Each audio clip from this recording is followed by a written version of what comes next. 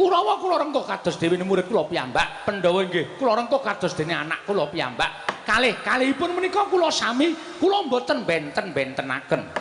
Kula ngaturaken panuwun dene Bapak Duna sampun kepareng madeg jejeg minangka dados brahmana. Tuwin guru ingkang adil. Namung nyatanipun pinten-pinten dinten kepengker Bapak Duna tansah caket kalian Bratasena. Malah ketingalipun anggen jengandika ngrangkul dhateng pun Bratasena. Menika kados dene putra piyambak.